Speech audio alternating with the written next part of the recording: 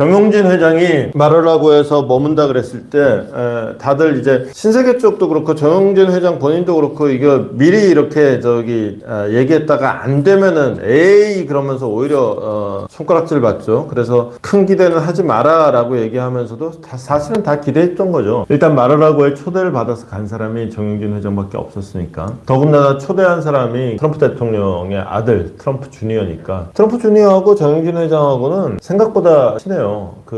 이번에 말하라고에서 만난 게 두 사람이 올해 4번째 만난 거고 그 전에 3번을 만났는데 3번 다 트럼프 아들이 한국에 와서 만나. 그러니까 둘이서는 저도 말입니다. 저도 제 고등학교 친구들을 올해 만난 횟수가 4번이 되거나 안 되거나 그럴 것 같은데요. 딱 4번 채웠거나 4번은 넘진 않는 것 같아요. 3번보다 많았던 것 같아요. 한 4번 됐겠다. 그 정도 됐던 것 같아요. 그러니까 만난 횟수로만 따지면은 제가 고등학교 친구들을 여기는 것과 비슷한 강도의 만남 횟수인 거죠. 그러다 보니까 아빠 내 친구 왔어 그러면서 이제 인사를 시켜줄 수 있는 거고 실제로 그런 식으로 인사가 이루어졌고 그래서 한 15분 정도 같이 밥도 먹으면서 좀 얘기를 좀 나눴다. 그래서 여러 주제를 얘기했다라는 건데 구체적인 내용은 공개하기 어렵고 여기서 사실은 이런 힘든 자리를 가졌다고 해서 만났다는 사실도 사실은 요거는 얘기를 해도 되겠냐 서로 간에 좀 조율이 됐을 거예요. 근데 이제 무슨 얘기를 하고 안 하고 이건 입방정 떨면은 오히려 이제 될 일도 안 되는 상황이 되는 거죠. 이제 이럴 때는 최대한 이제 입을 무겁게 갖고 가는 게 좋은 겁니다. 더군다나 이 상태에서 한미 가교 역할에 아무래도 기대를 할 수밖에 없죠. 지금까지 트럼프라는 사람은 개인적인 관계로 얘기를 해야 되는데 개인적인 관계를 가질 수 있는 기회를 가진 사람이 아무도 없으니까 사실은 대통령이 달려갔어야 되지만 트럼프도 오지 말라 그랬고 대통령은 가고 싶어도 지금 갈 수도 없는 상황이 돼 있고 유일하게 만난 사람이니까 기대하는 건 당연하고 근데 그 역시도 기대를 한 몸에 받았다 그래서 제가 다 알아서 할게요. 그 뒷감당 어떻게 하려고요? 제가 뭐라고요? 일단은 몸을 낮추고 가는 게 이제 서로에게 도움이 되겠죠. 여기다가 지금 미국에서 가장 영향력이 있는 사람은 당연히 당선인 본인일 테고요. 당선인을 제외한다 그러면은 두 사람 중에 우열을 어떻게 가려야 될지 저도 예의주시하고 있습니다. 한 명은 아들 트럼프 주니어고 한 명은 일론 머스크겠죠. 일론 머스크도 만났대요. 그러면서 이제 트위터죠. X. 아직도 트위터라 그래야지 알아듣는 분들이 많고, 실제로 이제 약간 좀 소셜미디어 중에서는 약간 올드미디어처럼 돼 있는 측면이 있어서 요즘에 누가 트위터를 합니까? 다 인스타하고 페이스북만 해도 벌써 올드 패션이죠. 그런 상황이다 보니까 이제 이걸 아직도 X 그러면은 별로 익숙하지가 않은데 어쨌거나 그래서 머스크하고 만나서는 한국 얘기는 안 했고 한국 얘기는 별로 물어보지도 않고 관심도 없더라. 근데 이제 본인 사업 얘기하고 그다음에 X라는 게 기본적으로 트위터도 트위터지만은 머스크가 하는 사람 사업은 통합돼 있어요. 다 이어집니다. 우주선을 쏘아 올린다. 화성에 간다. 그러면 저런 꿈 같은 얘기를 하는 사람이 있어 라고 하지만 우주선을 몇백 개를 하늘에다 띄워놓고는 우리 같은 경우에는 나라가 좁으니까 그냥 초고속 통신망을 깔아버리면 되잖아요. 기지국 몇 개 세우면 되잖아요. 근데 이제 외국 같은 경우에는 산간 오지가 많고 그냥 국토가 광활하면은 우주에서 때려주는 거 아니면 인터넷 못 써요. 그러니까 이거를 막고 있고 거기다가 내가 전기차를 타고 가는데 자동차를 타고 가는데 거기에 인터넷도 안 되는 도로 전기차는 말하자면 우리가 핸드폰을 쓰잖아요. 핸드폰이 요 폴더폰 이렇게 딱 접었던 거 딸깍 펴면서 쓰던 것까지는 전화가 메인이었어요. 전화가 주 기능인데 이거를 전화로 주로 쓰느냐. 제가 현업에 있을 때는 휴대전화로 통화를 많이 했지만은 요즘에는 딱히 찾아주는 사람도 없어서 전화는 별로 안 쓰는데 그런데도 하루 종일 휴대폰을 손에 잘 안 넣습니다. 주로 이걸로 기사 검색하고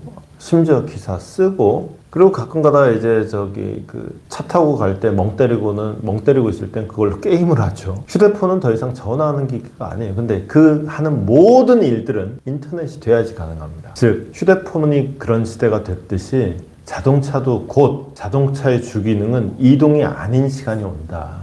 그랬을 때 그 역시도 마찬가지다. 인터넷이 없으면 꽝이다. 근데 그 인터넷은 어디로 오느냐? 우주에서 날아온다. 머스크가 하는 사업은 이게 연결이 돼 있어요. 트위터 마찬가지고 이런 측면에서 이제 머스크의 그 큰 그림, 그 안에서 이제 그 정용진 회장은 무슨 얘기를 했는지는 좀 더 지켜볼 대목이고, 머스크까지 그렇게 얘기를 하고 나서 조선일보는 지금 우리의 현주소를 좀 답답해하면서 얘기를 합니다. 사실은 그 윤석열 대통령이 트럼프하고 전화 통화를 일본 총리보다도 먼저 했다고 해서 우리 나름 으쓱했던 적이 있어요. 실제로 이제 트럼프 당선인을 일본보다 먼저 만나야 되고, 만나는 김에 골프도 치고 개인적인 친교를 충분히 가진, 그 친교를 충분히 가진 선례가 아베 총리였다. 근데 아베 총리는 죽었죠. 근데 그게 개인적인 친교를 충분히 가지고 친분을 쌓았던 효과가 심지어 본인 사후에도 나타나서 현직 총리는 만나지 않으면서도 전직 총리의 부인은 만나더라. 그래서 그 부인이 오히려 메시지를 전달해서 현직 총리하고 그래 그렇게 만나고 싶다는데 만나지 뭐 다리를 놔주더라. 일본은 정말 열심히 했다. 아소다로 일본 전 총리가 4월 달부터 친절하게 가가지고 공들이는 거, 그것도 물론 주요했겠지만, 거기다가 전 총리 부인 가가지고는 오네가이시마스 이거 한다고 됐겠냐. 그냥 뭐 손정희 회장이 가가지고 1,000억 달러 빡! 그래서 즉석에서 야 2,000억은 안 되겠니? 그래 2,000억? 그래서 되게 벙쩡하면서도 아니 뭐 네가 하라면 해야지 뭐 약간 이런 분위기까지 만들어내니까 그 다음에 딱 나오는 게 아이고 이시바 총리가 그렇게 만나고 싶어하는데 아니 뭐 취임 전이라고 못 만날 것도 없고 이렇게 되는 분위기가 나오는 거죠. 이제 이런 걸 배워야 되는데 우리는 대통령은 탄핵당해 있고 누구 갈 사람은 없고 답답했던 거죠. 거기다가 프랑스는 이게 외교라는 게 기세 싸움이거든. 그리고 외교는 의전이고 기세 싸움이라고 했을 때 가장 기본이 뭐냐면은 서로 간에 네가 나한테 와를 주로 얘기합니다. 옛날에 한일 협상할 때 제일 그게 뭐냐면은 일단 네가 우리한테 와서 협상해. 이게 되게 중요한 그 협상 초기 의제 중에 하나였거든. 그런 식으로. 그래서 이제 트리도 캐나다 총리가 정말 마라라고로 날아가는 거는 정말 체면 완전 다 구기고 그냥 버선발로 뛰어나가는 거예요. 버선발로 대문까지 뛰어나가는 게 아니라 거의 뭐 마을 입구까지 뛰어나가는 이런 모양새가 된 거고, 대신에 이제 마크롱 같은 경우는 굉장히 이걸 폼나게 했죠. 폼나게 할 의전 절차가 있었거든. 마침 때마침 노틀담 성당이 5년 만에 재개관을 하네. 여기에 참석해 주세요. 트럼프가 생각하면은 마크롱을 내가 만나러 가는 게 아니라 야 이건 나름 역사의 현장인데 폼 나잖아. 근데 마크롱 입장에서는 불러들이는 거고, 그러면서 할 얘기는 또 하고, 트럼프는 트럼프대로 자기 폼 나고, 이런 식으로 해서 각자의 방식으로 트럼프를 만나기 위해서 애를 쓰는데 한국은 뭐 했냐 이런 거죠. 그러다가 이제 정용진 회장이 만나다 보니까 당연히 데미라인으로 이제 정용진 채널이 뜬다. 트럼프 장남하고 부러운데 되는 거 아니냐 기대가 나오는 게 너무나도 당연하죠. 사실은 그동안 재계 회장들이 이래저래 좀 연줄이 좀 있었어요. 연줄이 좀 있었는데 전통적으로 이제 그 미국 쪽에 좀 연줄이 있다 그러면은 되게 그 연줄이 조지 부시 가문하고 좀 연결이 돼요. 근데 이제 조지 부시가 트럼프 쪽하고는 또 상종을 안 해요. 그러다 보니까 이 트럼프 쪽에 영 좀 어려운 현실이 있죠. 재계 쪽에서는 이래저래 지금 다른 채널들을 만들기 위해서 막 애를 쓰고 있는데, 문제는 돈은 돈대로 쓰고 있는데 정말 트럼프 본인하고 통해야만 하는, 그리고 트럼프의 스타일상 본인이 직접 얘기해야 되는 딱 이런 문제가 있는데 그게 좀처럼 안 뚫리는 게 문제다. 근데 그 본인이랑 직접 채널을 만든 게 결국은 정용진이고, 그래서 정용진한테 기대가 된다. 신세계가 알리바바와 손잡은 이야기를 해보도록 하겠습니다. 이게 저도 어제 이 뉴스 보고 깜짝 놀랐어요. 특히나 이제 저 같은 경우에는 사실은 뭐 이커머스 업계에 대해서는 잘 모르잖아요. 잘 모르니까 정용진 회장이 트럼프를 만나고 왔으면 저는 그 다음에 나오는 어떤 액션 또는 기사가 뭔가 이제 미국하고 관련된 거일 줄 알았어요. 그리고 뭐 많은 사람들이 그런 기대를 했죠. 근데 지금 미국의 대척점에 있는 중국의 알리하고 손잡고 동맹을 맺고 1대1 합작회사를 만들겠다. 뭐지? 이런 생각이 당연히 들죠. 일단 배경이 좀 필요한 것 같아요. 왜 이렇게까지 해야 됐느냐. 일단 신세계가 뭐하는 회사인지는 다 알죠. 신세계 백화점이 있는데 정작 신세계 백화점은 지난번에 그 누나야 여동생이야, 하여튼 그 이 백화점은 계속 여자 쪽으로 내려가는 그 흐름을 계속 이어져서 지금은 이제 정용진 회장하고는 지금 말하자면 약간 딴집 차려 나간 케이스예요. 그러면 이제 정용진 회장 손에는 지금 이마트가 있는 것이고 그런 건데, 요 상태에서 몇 년 전에 이제 신세계가 G마켓을 인수했어요. 그 G마켓은 지금이야 뭐 쿠팡이 대세고 네이버가 대세지만은 처음에 우리가 이커머스라고 하는 전자상거래라고 하는, 그 다음에 이제 인터넷 쇼핑이라고 하는 게 처음 나왔을 때는 사실은 G마켓이 제일 유명했었죠. 그걸 만든 게 이번에 그 뭡니까 티몬 사태를 일으켰던 구머시기 대표 있잖아요. 구영배 대표가 만든 회사가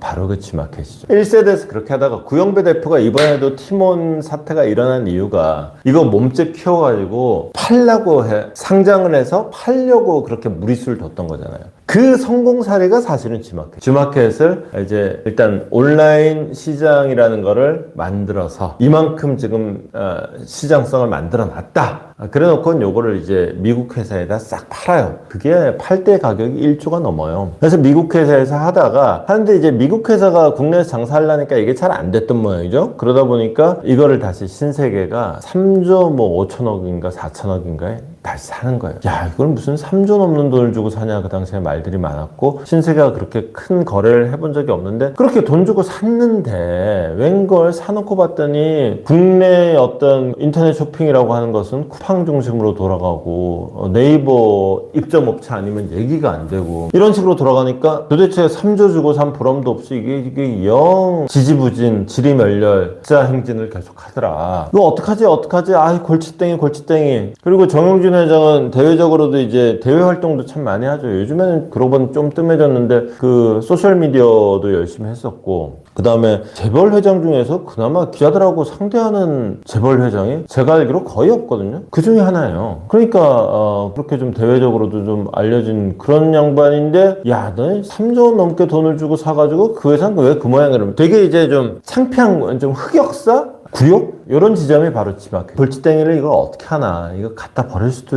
없고 이거를 어떻게 좀 키워봐야 되겠는데, 그러다가 나온 답이 결국 알리바바와 손을 잡는다는데, 알리바바라는 게 우리가 보자 그 얘기 자주 한 게 한 몇 달 됐죠. 알리테무 얘기한 지 많이 됐죠. 알리테무가 중국의 그 자본력을 앞세워서 무지막지하게 그 국내 시장을 파고 들어왔죠. 그래서 막 지상파 방송에서 막 여기가 제일 싸요 그러고 막 대놓고 광고를 막 때려주죠. 광고가 프로그램 중에서 연예인이 그 휴대폰 보면서 연예인 입으로 그냥 광고를 때리죠. 그 리얼 예능 같은 거에서. 그러니 뭐 그런 식으로 거기다가 실제로 가격이 안 되게 싼 가격들이 많아요. 물론 이제 미끼 상품이고 그다음에 뭐 그게 뭐 정품인지 어떤지는 알 수가 없겠으나, 그러다 보니까 불과 1년 만에 시장 점유율이 확 늘어났죠. 그래서 G마켓 같은 경우에는 원래 그래도 한 3등은 한다고 했는데 웬걸 중간에 알리테무가 그냥 3, 4등으로 빵 들어와 버린 거예요. 이렇게 되니까 이제 G마켓으로서는 더욱더 입지가 불투명해진 거죠. 근데 이렇게 치고 들어오니까 한국 사람들이 또 토종 좋아하잖아요. 신토불이 좋아하고. 그러다 보니까 서울시에서 오세훈 시장이 진짜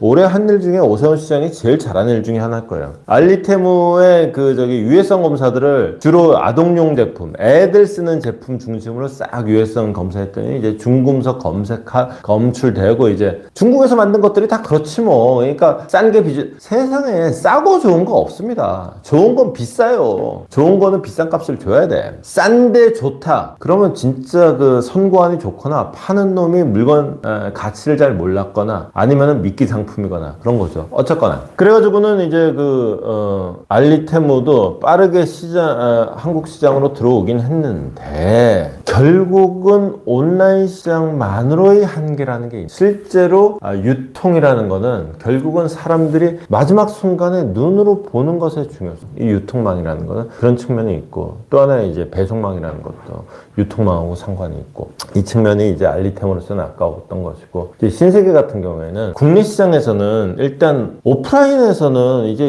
이마트가 세상에 이마트 없는 동네는 시골이에요. 이마트가 있으면 시골 아니에요. 동네에 그냥 있을 때는 건 다 있어요. 이런 유통망을 갖고 있는데도 왜 G마켓은 안 되냐. 이 물건이 나쁜 것도 아니다. 그래서 이거는 이참에 아예 이거를 국내에서는 여기서 뭘 좀 더 하려고 그래봤자 쿠팡이나 네이버가 꽉 잡고 있기 때문에 이 시장 질서를 흔들려 그러면은 그 알리테무가 그랬던 것처럼 어마무시한 돈을 때려 박아야 된다. 근데 국내 기업들은 그렇게 돈 안 써요. 그런 식으로 돈 쓰지 않아요. 대신에 오히려 그거보다는 알리테무가 이미 깔아놓은 글로벌한 외국의 어떤 시장들을 좀 들어가 보도록 하자. 그러면 이제 알리테무는 이 토종주와는 한국 시장에서 좀 더 발판을 갖고, 그 다음에 신세계는 G마켓은 외국 시장에서, 그러니까 한국 시장, 한국 상품을 외국 시장에 널리 알리는, 그러면서 역직구도 좀 만들어 볼 수 있는 이런 사업 기회를 좀 만들어 보자라는 게 문제 의식인 것 같아요. 문제 인식인데, 자, 그래서 좀 뭐 합병이 아니라 동맹을 맺기로 했다. 그럼 이게 잘 될 거냐? 이건 잘 모르겠어요. 일단 그 알리테무, 알리바바가 돈을 얼마나 쓰느냐가 좀 중요한 문제일 것 같아요. 결국은 알리테무가 국내 시장을 빠른 속도로 잠식했던 것도 결국은 자본력의 힘이었고, 여기서 이 동맹이 성과를 발휘하려고 그러면은 얼마나 돈을 쓰느냐, 이게 좀 하나가 있을 것 같고, 그러니까 좀 외생 변수죠. 좀 정영진 회장 마음대로 안 되는 측면이 있고, 그 다음에 이제 글로벌 시장을 공략한다? 그거 역시도 어차피 남의 등에 업혀가는 거죠. 알리의 마음에 달려있다. 정영진 회장으로서는 모르겠습니다. 그 자세한 어떤 협상의 속사정, 그 다음에 협상의 아주 이런 사업 계약은 뭐 굉장히 디테일하게 규정되어 있죠. 그 계약 내용을 상세하게는 모르겠지만 이렇게 겉으로 드러나 있는, 그리고 지금 보이는 상황만 봐서는 왜 그랬는지는 알겠는데 속의 성과를 얻기에는 남의 손에 너무 많은 몫을 지금 의지해야 되는 게 아닌가 싶은 의구심은 듭니다. 어쨌거나 이번에 이제 이렇게 될 수 있었던 게 G마켓의 사장이 알리 출신이에요. 그러다 보니까 이 제휴가 아마 가능했을 텐데, 그렇다고 해서 앞으로 이제 G마켓이 알리익스프레스라는 이름으로 여러분들한테 물건 파는 건 아닙니다. 브랜드는 계속 따로 유지하기로 했고 각자 플랫폼은 따로 운영을 하기로 했다니까 당분간은 G마켓으로 계속 있을 것 같아요. 여러분들 귀에 앞으로 G마켓이라는 이름이 더 잘 들리는지 안 들리는지, 여러분들 핸드폰에 지금까지 있지도 않던 G마켓이라는 어플리케이션이 깔리는지 안 깔리는지, 그 순간이 아마 이 사업이 성공하느냐 실패하느냐의 순간이 되겠죠. 그나저나 이분은 빨리 미국 얘기도 좀 해주세요. 갑자기 중국 얘기 나와서 놀랐었어요.